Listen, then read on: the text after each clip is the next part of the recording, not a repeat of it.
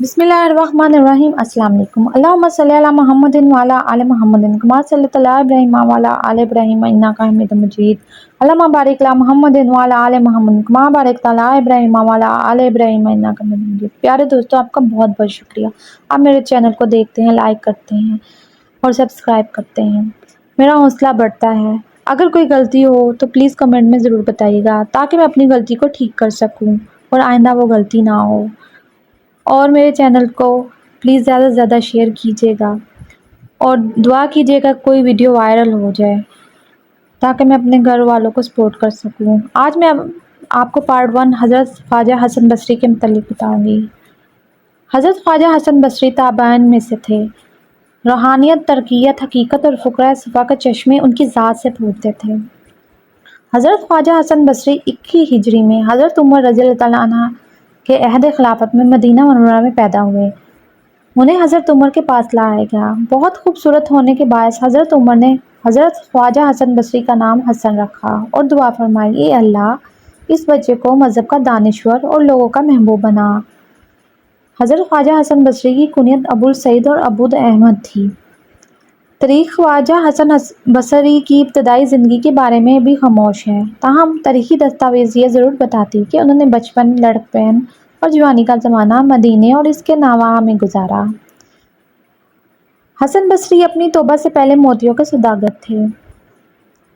हज़रत ख्वाजा बसरी का दूसरा मौजब फरीदुल दीन अतारत ने अपनी किताबुल तज़किरा अव्वलिया में लिखा है कि एक बार एक खूबसूरत औरत नहायत गुस्से और परेशानी के आलम में बाजू चढ़ाए अपने शौहर के पीछे भागी हुई जा रही थी। ख्वाजा हसन बसरी मस्जिद जा रहे थे। उन्होंने इस औरत से कहा, बीबी, अपना सर और मुंह तो ढाँप लो।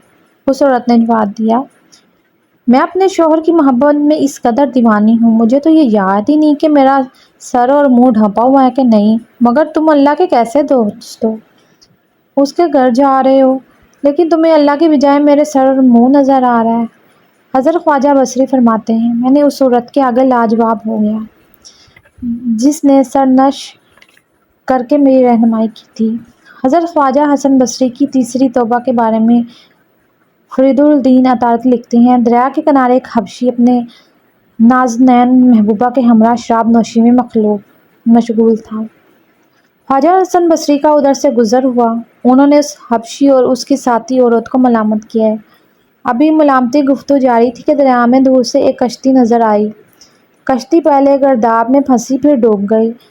हबशी ने दरिया में छलांग लगाई, पहले मुसाफिर फिर उनका सामान निकाला। ख्वाजा हसन बसरी ने उसी वक्त तौबा की कि आइंदा किसी जलील से जलील शख्स को भी बुरा नहीं समझेंगे।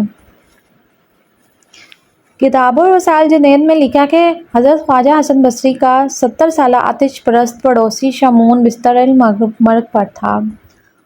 उन्होंने उसकी इयादत की। इयादत के बाद शमून को इस्लाम की दावत देते हुए हसन बसरी ने कहा, तुमने पूरी ज़िंदगी शिर्क और कुफर में बसर की, अब आखिरी वक्त में इस्लाम कबूल कर लो, अल्लाह तुम पर मेहरबान हो जाएगा। शमून ने जवाब दिया, मुझे मुसलमानों की 3 बातें सख्त नापसंद है, इसलिए मुझे इस्लाम से कोई लगाव नहीं है, ना ही कोई दिलकशी महसूस होती है।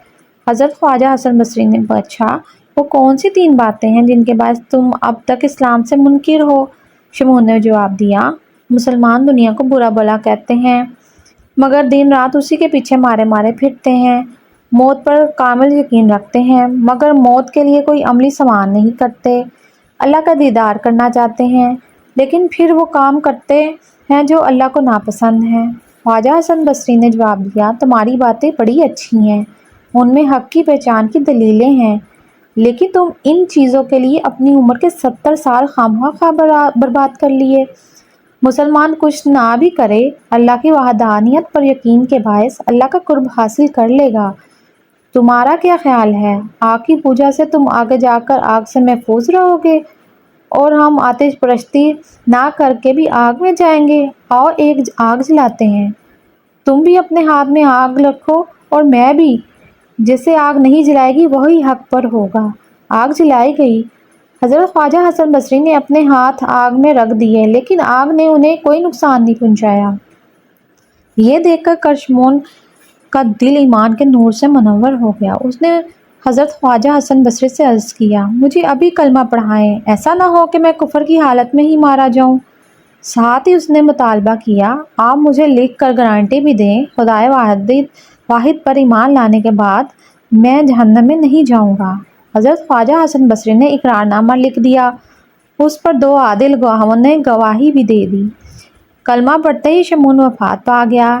خواجہ حسن بصری نے اسے اپنے ہاتھوں سے نہلایا، کفن پہنایا اور دفنا دیا۔ اس کے بعد پوری رات نوافل پڑھتے اور رو کر اللہ سے دعا میں گزاری، اللہ سے درخواست کرتے رہے، مالک میں تو خود گناہگار انسان ہوں، تیرے بھروسے پر میں نے اتنی بڑی ضمانت دے دی ہے، اب میری عزت رکھ لے۔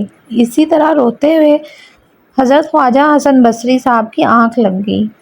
خواب میں ان کی ملاقات شمعون سے، اس کے سر پر تاج رکھا ہوا تھا اور نہایت عمدہ لباس بھی پہن رکھا تھا۔ اس نے بتایا، حسن بصری، اللہ نے مجھے بخش دیا ہے اور جنت میں اعلیٰ مقام عطا فرمایا ہے، یہ لو اپنا اقرار نامہ، اب اس کی ضرورت نہیں ہے۔ خواجہ حسن بصری کی آنکھ کھلی تو وہ اقرار نامہ ان کے ہاتھ میں تھا جسے شمعون کے ساتھ دفن کیا گیا تھا۔ اگر آپ کو یہ کہانی اچھی لگی ہو تو پلیز میرے چینل کو سبسکرائب، لائک اور شیئر ضرور کیجیے گا۔ اپنا بہت سا خیال رکھیے گا اور پارٹ 2 میں کل لے کر آؤں گی۔ اب مجھے اجازت دیجیے، اللہ حافظ۔